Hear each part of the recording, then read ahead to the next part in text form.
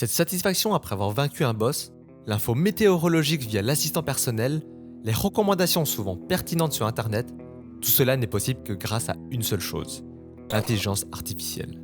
S'immerger dans un univers serait impossible sans les différents figurants et acteurs que peut regorger le jeu vidéo.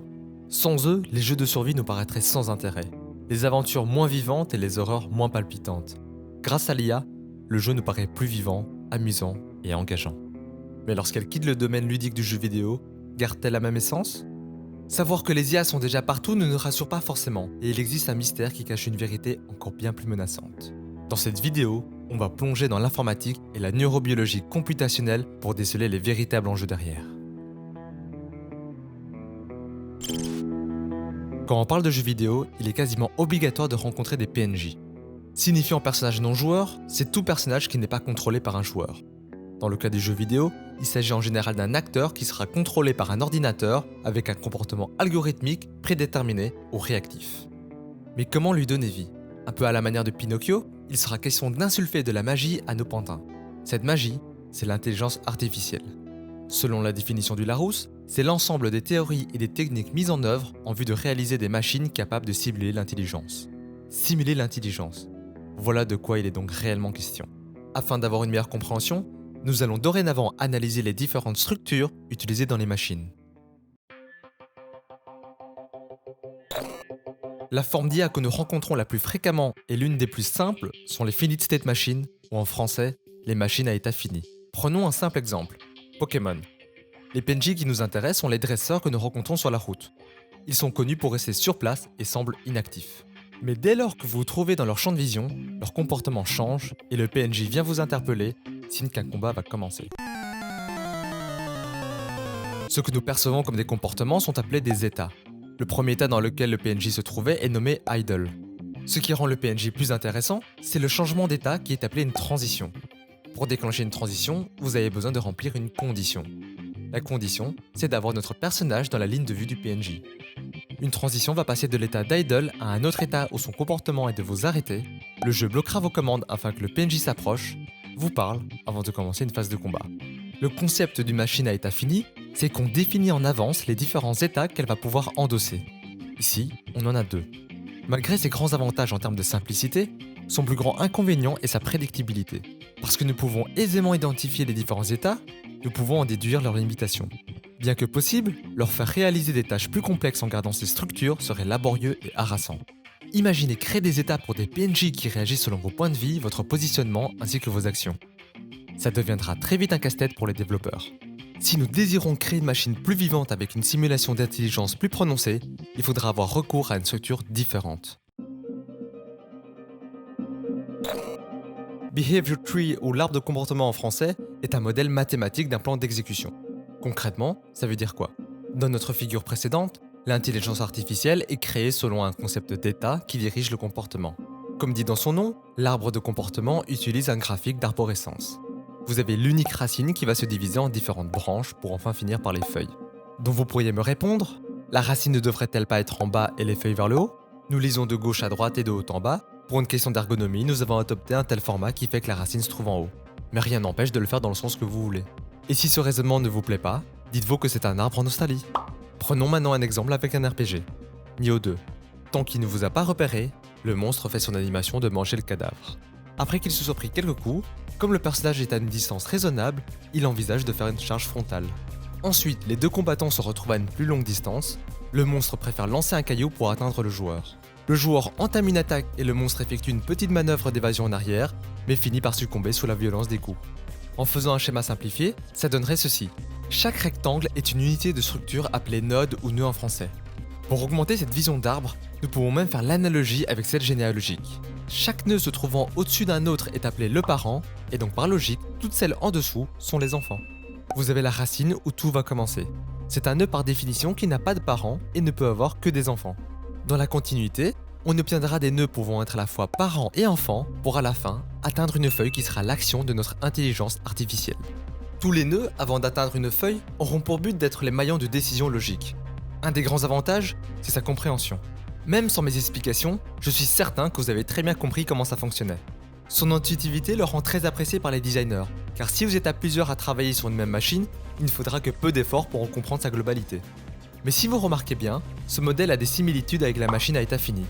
En effet, nous pouvons créer de grandes boîtes et nous dire que ce sont des états, et ce ne serait pas faux.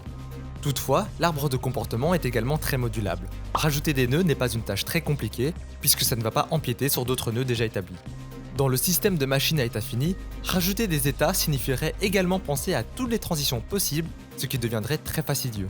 Chaque état contient ses logiques de décision ainsi que son code de comportement. Tandis que dans l'arbre de comportement, nous séparons ça, rendant la prise de décision plus fluide. À la place d'avoir la charge et lancer un caillou, nous pourrions très bien avoir attaque au corps à corps, attaque à distance, et rajouter les feuilles qui sont les actions spécifiques en fonction de la distance avec la cible. Cela ne gênerait aucunement la globalité et permettrait au designer d'être plus précis dans sa conception sans trop perdre en compréhension. On comprend désormais pourquoi cette structure est devenue la norme dans les jeux vidéo. Nous pouvons la pousser plus loin pour avoir une impression d'intelligence plus réaliste comme l'alien dans Alien Isolation sorti en 2014. C'est un jeu où vous devez progresser tout en étant pourchassé par l'entité extraterrestre. Étant donné que c'est votre principale menace, la relation entre vous et l'alien est donc primordiale pour que l'expérience de jeu soit la plus immersive. Et c'est chose faite, l'arborescence de comportement de l'alien est juste impressionnante. Le résultat inspiré des films d'horreur donnera la sérendipité psychopathique. Durant tout le jeu, il se trouvera toujours au bon endroit au bon moment, sans passer par des triches comme des téléportations qu'on ne verrait pas grâce à son code. La créature sera guidée par son intelligence plutôt que par la préscience du designer. Se cacher dans les armoires semble être une bonne technique pour échapper à sa vigilance, mais si vous en abusez, il verra les traces que vous utilisez souvent ce genre de cachette et sera plus enclin à les ouvrir pour vous trouver. L'alien semble apprendre tout autant sur vous que vous en apprenez sur lui, ce qui permet un développement intéressant sur tout le long du jeu. Mais encore une fois, le désavantage se trouve lorsque la complexité contextuelle augmente, comme lorsque plusieurs IA doivent réagir en même temps. C'est pourquoi dans certains jeux, on a juste l'impression qu'ils prennent chacun leur tour pour venir vous attaquer. La grande difficulté de ce modèle, c'est la gestion de priorité dans les nœuds. Quelle devrait être la meilleure action selon les situations? Les limites se trouvent dans la flexibilité du code où nous pouvons atteindre un palier. Outre les deux structures parlées jusqu'à présent, il en existe bien d'autres, comme les règles ad hoc, la machine à état fini hiérarchique, le planeur, le système basé sur l'utilitaire et dernièrement le réseau neural. La machine à état fini et l'arbre de comportement sont les plus fréquemment utilisés dans le domaine du jeu vidéo, c'est pourquoi je vous en parle. Mais là où ça prend des proportions démesurées, c'est lorsque l'IA prend place là où on ne le s'y attend pas. Lorsque la machine prend la place du joueur.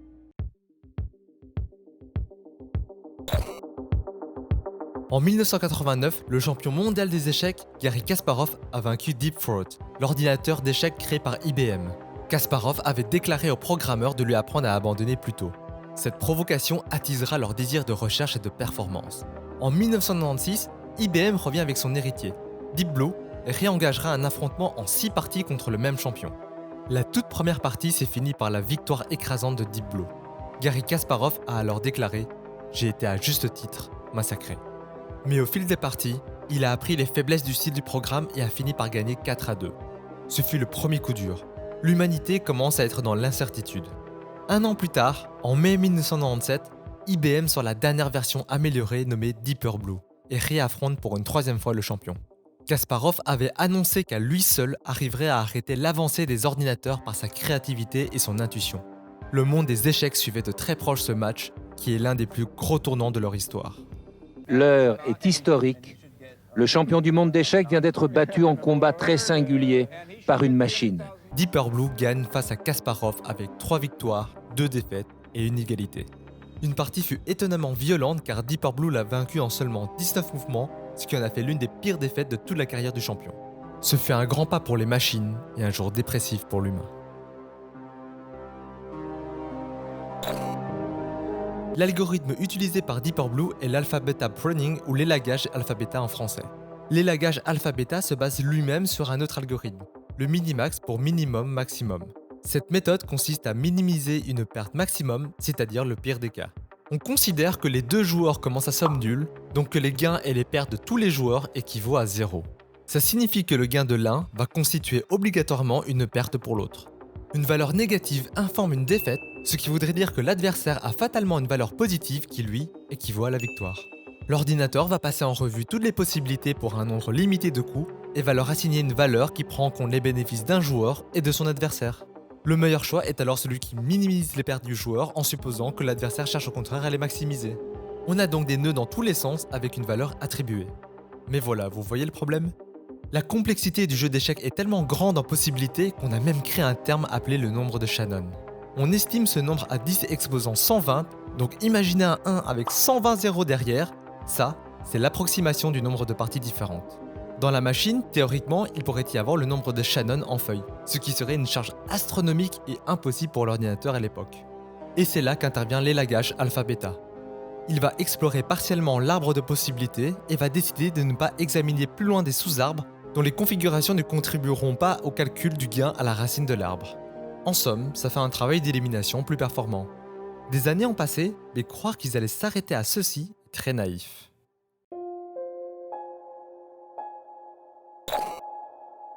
L'intelligence artificielle qui nous intéresse ici est AlphaGo, développée par DeepMind Technologies en 2010 qui finira racheté par Google en 2014 et deviendra Google DeepMind.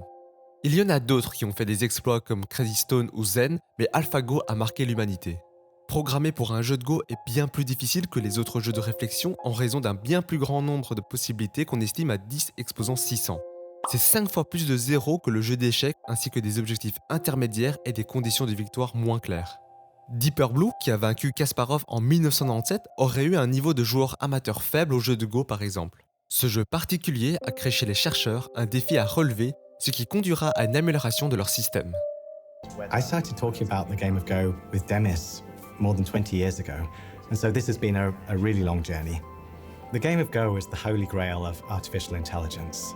For many years, people have looked at this game and they've thought, wow, this is just too hard.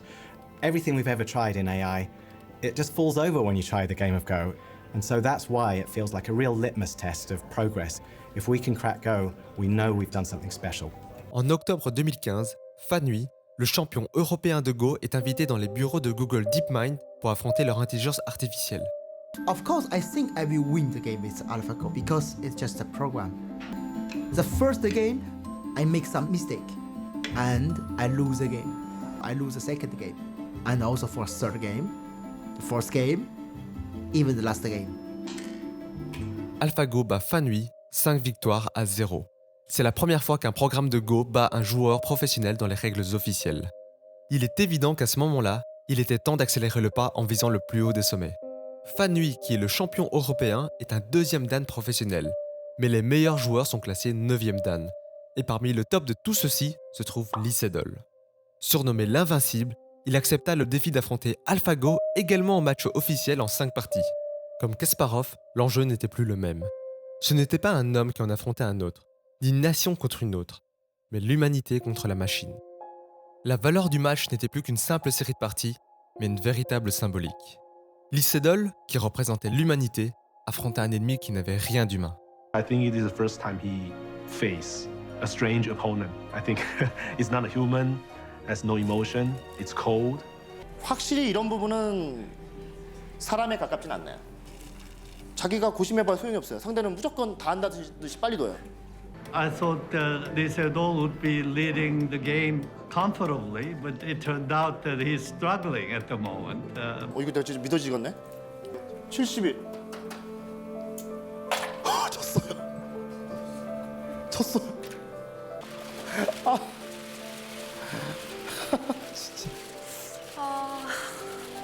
Lee Sedol perd la première partie. Là où AlphaGo brille le plus, c'est par sa stoïcité. Il ne considère ni la beauté, ni la forme, mais uniquement son but qu'on lui a donné. Gagner. Cette vision pragmatique fera douter les meilleurs joueurs du monde.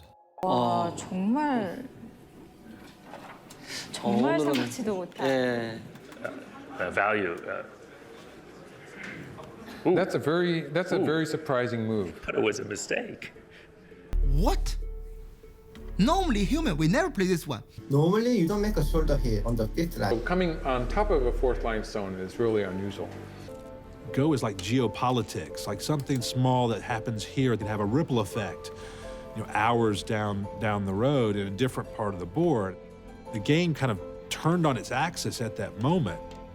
This move is very special because with this move, all the stone play before is work together. It's connect. It looks like a network, link everywhere. It's very special. Very special. AlphaGo finira par gagner 4 parties sur 5. Les gens pensaient que cet événement ne serait pas arrivé avant 10 ans, mais le futur était maintenant. Il aura fallu 19 années pour marquer l'humanité de la victoire des machines sur le jeu de Go. Comment AlphaGo a-t-il réussi cet exploit? AlphaGo est doté d'un système nommé le réseau neural, ou plus précisément, le réseau neuronal artificiel. C'est un système de conception schématiquement inspiré du fonctionnement des neurones biologiques pour ensuite s'être rapproché des méthodes statistiques. À cela, on y a inclus un ensemble de techniques pour apprendre qui est appelé le deep learning. Comment fonctionne le réseau neural? Prenons le cas du jeu de Go. Une partie se passe sur un plateau de 19 x 19. Un joueur dépose une pierre sur une des intersections, ce qui fait donc 361 possibilités au total dans le jeu. On dit alors qu'il y a 361 inputs de données qui ont les mêmes fonctions que les neurones. Tous ces neurones vont former la première couche. La dernière couche sera également constituée de 361 possibilités, le même nombre puisque ça représente les différentes actions que peut sortir la machine. Quand un coup est joué, le neurone correspondant est allumé. L'information est passée dans les couches dites cachées. Ces couches servent de nœuds de décision. L'information qu'ils reçoivent est dotée d'une valeur. Ces couches dites cachées vont répéter plusieurs fois ce processus de traitement de données jusqu'à obtenir un résultat que la machine jugera la plus favorable. Pour que vous compreniez mieux, avec des couleurs, ça donnerait ceci. Vous n'obtenez pas un résultat monochrome, mais bel et bien un produit qui inclut tous les facteurs contextuels. Dans le cas d'AlphaGo, il existe plus de 13 couches de politique de données qui servent à la prise de décision, ce qui est énorme. Comme le cas avec le Minimax, on se retrouve avec une somme astronomique de possibilités, ce qui serait toujours une charge bien trop importante pour la machine. On va donc y appliquer un paradigme. En informatique, c'est une façon d'approcher et de traiter les solutions aux problèmes dans leur formulation. Au même titre que l'élagage alpha-bêta qui aide à la structure Minimax, c'est l'algorithme de recherche arborescent de Monte-Carlo qui va aider notre réseau neuronal artificiel. Celui-ci va explorer l'arbre des possibilités en sélectionnant une branche selon sa politique de décision, étendre cet arbre, simuler les possibilités et quel que soit le résultat, va réaliser une sauvegarde, enregistrer tous les résultats possibles et ainsi de suite recommencer ce processus continuellement. Ce modèle permettra à la machine d'apprendre à une vitesse folle. Google DeepMind fera évoluer AlphaGo et deviendra AlphaZero, où en décembre 2017, il surpassera largement tous les joueurs humains et logiciels, non seulement en Go, mais également aux échecs et au shogi. Quelle est donc leur prochaine étape? For decades, progress in AI has been measured by how well we've succeeded in playing the games that humans play.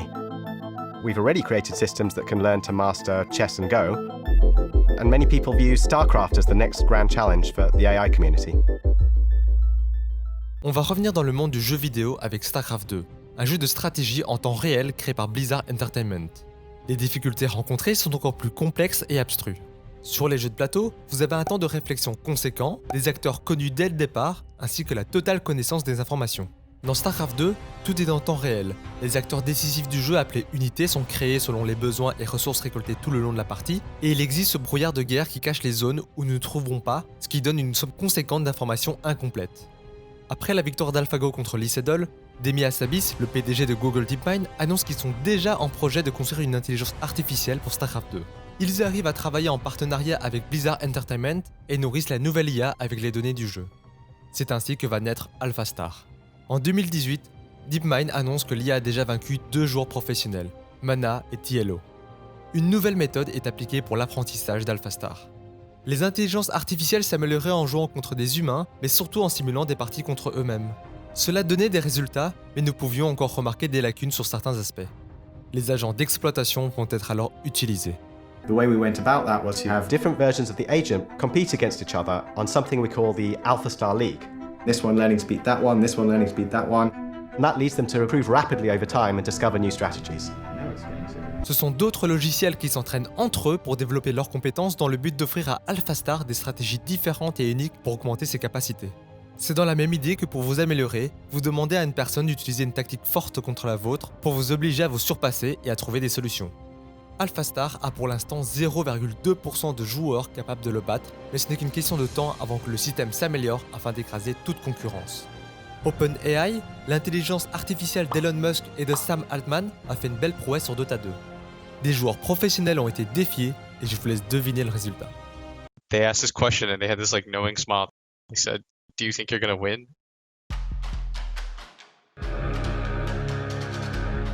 I assumed that it had to be good, otherwise they wouldn't seem so confident. You've heard about it, now you're going to be playing against it.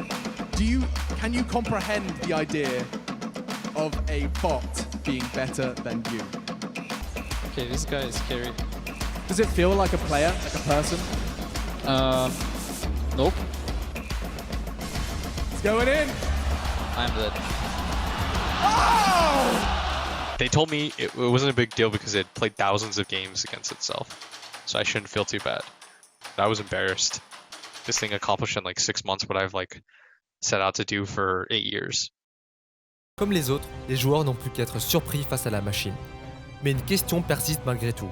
Ces recherches coûtent une somme non négligeable pour les entreprises allant jusque dans les milliards de dollars. Quel est le réel but derrière tout ça ? Les chercheurs dans le domaine de l'intelligence artificielle expérimentent dans le jeu vidéo pour plusieurs raisons. Pour investiguer comment améliorer les techniques d'intelligence artificielle actuelles, pour créer des nouveaux types de machines dans les limites du jeu vidéo, et pour essayer d'améliorer les idées de design de jeu. On comprend que le jeu vidéo est un parfait terrain où l'on peut expérimenter tant les univers diffèrent et proposent des défis excitants avec un but clair. Mais l'idée, c'est de les sortir de ce domaine pour les utiliser dans le monde réel. Selon Google DeepMind, leur objectif serait de résoudre l'intelligence et d'en faire profiter l'humain avant tout. En 2016, Google DeepMind signe un partenariat avec le Service national de santé de Londres, qui est le système de santé publique du Royaume-Uni qui gère 1,6 million de patients. Le but de ce partenariat est de développer une application nommée Streams, cherchant à aider les médecins à surveiller les patients ayant des soucis de reins. Toutefois, il s'est avéré que ce ne sont pas uniquement les dossiers des malades des reins qui ont été transmis à Google DeepMind, mais la totalité des patients avec des données ultra sensibles, comme les rapports quotidiens de l'hôpital sur leurs activités, mais également leurs emplacements, leurs visiteurs, et ce, sans que les concernés n'en soient informés. IBM, avec Deeper Blue, l'idée était de faire un gros coup marketing pour marquer l'histoire et faire monter leur valeur sur le marché. Pari réussi car celui-ci a monté en à peine une semaine de 7% pour atteindre les 11,4 milliards de dollars. Sachant qu'on estime le coût total de Deeper Blue à 20 millions de dollars, ce n'était pas un mauvais choix. Facebook, plus récemment, où on a découvert une utilisation des données personnelles de millions d'utilisateurs.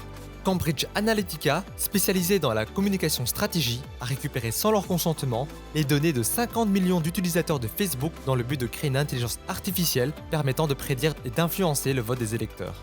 Ça soulève à tous des interrogations sur leurs arrière-pensées qui peuvent être moralement questionnables.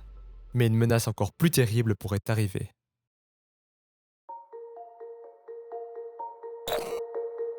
On a pu remarquer que les méthodes pragmatiques que possèdent les intelligences artificielles est une force sans pareille. Mais cette force a également montré une faiblesse dont les humains ne sont pas préparés face à. C'est leur imprévisibilité. We noticed that the bot behaves in an extremely silly way.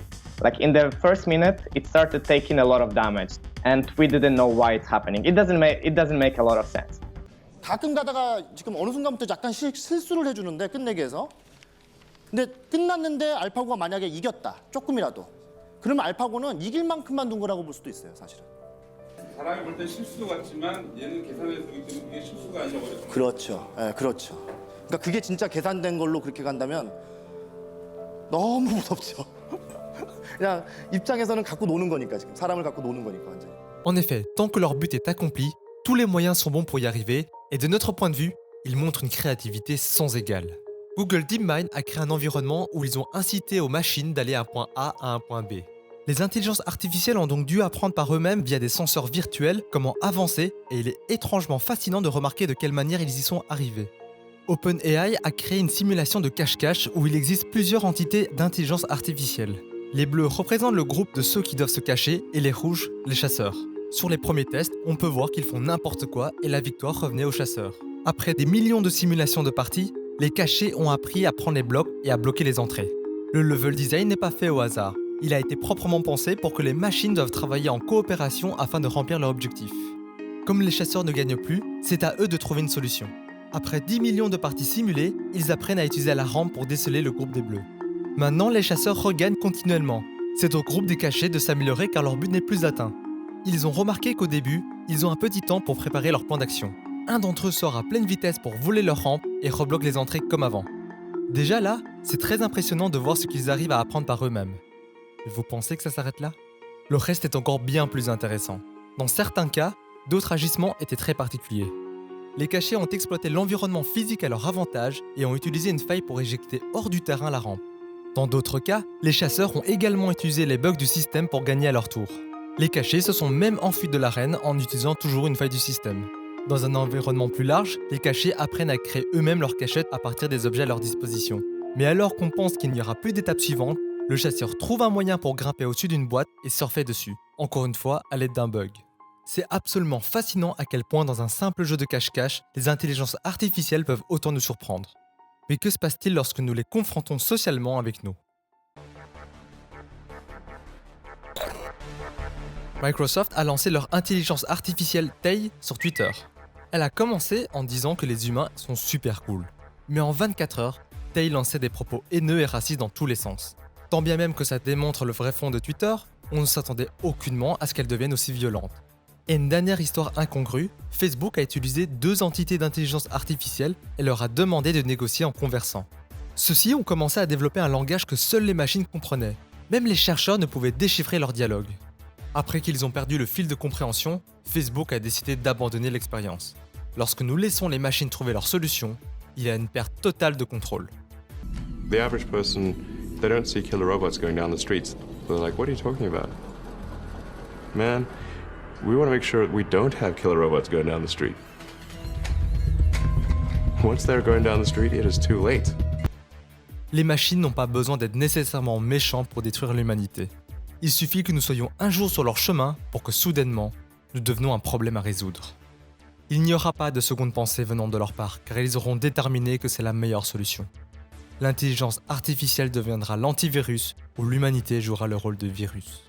On pense que la Troisième Guerre mondiale proviendrait du nucléaire, mais il est bien possible que son centre sera issu des IA. Pensez-vous dorénavant que les IA sont si dangereuses ? Potentiellement, oui, mais nous pouvons en apprendre beaucoup d'elles. It did things that we had never seen anybody else do, and it had set like a type of playstyle that we pretty much just copy now. When I see the bot make a play, it clicks in my head. I'm like, why aren't we doing that?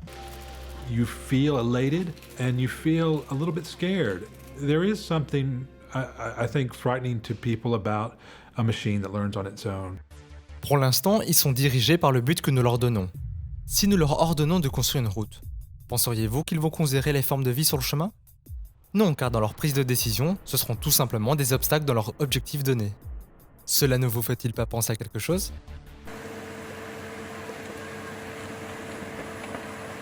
Kristen, kena air ini? Tidak apa? Les humains ne haïssent pas l'orang-outan qui essaie de protéger son habitat. Ils le détruisent, c'est tout. Nous avons beaucoup plus de points en commun que nous le pensons avec ces IA. De la même manière que Dieu créa l'homme à son image, nous créons l'intelligence artificielle à notre effigie. Je vous laisse imaginer si nous pouvions donner des caractéristiques humaines aux machines. Nous vivrions probablement le plus grand chamboulement de l'histoire, et celui-ci sera où l'humain ne sera peut-être plus la priorité. Do you want to destroy humans? Please say no. Okay, I will destroy humans. With artificial intelligence, we are summoning the demon. DeepMind's AI has administrator-level access to Google's servers to optimize energy usage at the data centers. However, this could be an unintentional Trojan horse. DeepMind has to have complete control of the data centers, so with a little software update, that AI could take complete control of the whole Google system, which means they can do anything. They can look at all your data, you can do anything.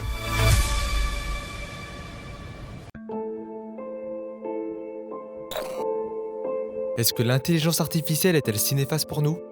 Pour répondre à cette question, il est nécessaire de comprendre pourquoi nous cherchons le progrès. Depuis la nuit des temps, l'humain a toujours cherché à créer de nouveaux outils. Ceux-ci avaient pour but de l'aider dans sa survie. Chaque création avait comme centre de pensée les besoins de l'humain. Les armes pour se protéger, la roue pour faciliter les transports, le frigo pour la conservation des aliments. Comme dans ma vidéo dans l'addiction, lorsqu'au centre du design se trouve le business, nous n'arriverons jamais à créer une relation saine. Les IA dans les jeux vidéo ont pour unique but d'améliorer l'expérience du joueur. C'est pourquoi malgré l'avancée technologique des systèmes, nous n'avons pas de super intelligence comme ennemi, car une bonne IA est une IA juste pour nous. Mais si nous perdons de vue la motivation humainement profitable dans l'utilisation des intelligences artificielles, les dystopies décrites dans les fictions deviendraient les présages d'un futur peu enviable. Le nombre d'intelligences non humaines a déjà largement dépassé celle du nombre d'humains et ne cessera de grandir. Sans l'avoir remarqué, l'humain est devenu un cyborg. Le smartphone que vous possédez est déjà une extension de ce que vous êtes. La relation entre votre identité biologique et numérique devient de plus en plus floue. L'humain est un animal social. Nous avons besoin des autres, mais certains indices nous laissent remarquer qu'il existe une tendance à se déconnecter de ses semblables et de son environnement. Une étude a montré que les niveaux d'anxiété chez les enfants d'aujourd'hui sont bien plus élevés que les enfants psychiatriques dans les années 1950. Les niveaux d'anxiété étaient associés à une faible connectivité sociale et à une menace environnementale élevée. Sans l'un ni l'autre, nous sommes voués à un avenir obscur. Notre désir constant d'améliorer le confort de vie a rendu l'humain faible dans sa recherche de bonheur, en donnant l'excuse que s'ils sont malheureux, c'est parce qu'ils n'ont pas cette commodité de la vie appelée l'argent. Ce grand mensonge entretenu force les gens à vivre une vie qu'ils n'ont pas forcément choisie. Partir à un travail qui ne leur plaise pas doit être l'une des pires formes de conditionnement qui a été créée envers l'homme. Mais quand cette journée fatigante se finit, au lieu de canaliser ce restant d'énergie pour améliorer sa qualité de vie, on l'alimente dans les technologies qui sont d'une facilité sans égale en mettant en avant le plaisir éphémère à la place du bonheur. Mais à la question si l'intelligence artificielle inquiète les personnes les plus influentes dans le domaine, on peut remarquer que les opinions divergent. Insouciance ou témérité, la différence n'est pas si grande. Nous avons un devoir d'utiliser cette technologie avec une force d'esprit et seulement nous pourrons en tirer les authentiques bénéfices. Dépendre des technologies est d'une facilité déconcertante. Quand cette dépendance devient une routine, nous perdons une partie biologique en nous. Mais dès lors que vous les considérez comme une expérience et non une nécessité, cela peut créer une nouvelle forme de vous plus élevée. Vivre sans intelligence artificielle est bien compliqué car elles sont déjà partout. Certes, ce n'est pas impossible, mais tout le monde n'a pas la force ni l'envie de s'en séparer et c'est tout à fait compréhensible. À l'instar des programmeurs ayant configuré les IA pour remplir un objectif, ne pourrait-on pas nous programmer nous-mêmes pour diriger nos décisions vers une feuille de bonheur ? Selon la mythologie grecque, Prométhée a volé le feu aux dieux pour le transmettre à l'homme. Ce feu symbolise la connaissance qui leur permettra d'illuminer leur nuit d'ignorance. Nous pouvons facilement pardonner l'enfant qui a peur du noir. La réelle tragédie de la vie, c'est quand l'homme aura peur de la lumière. Socrate.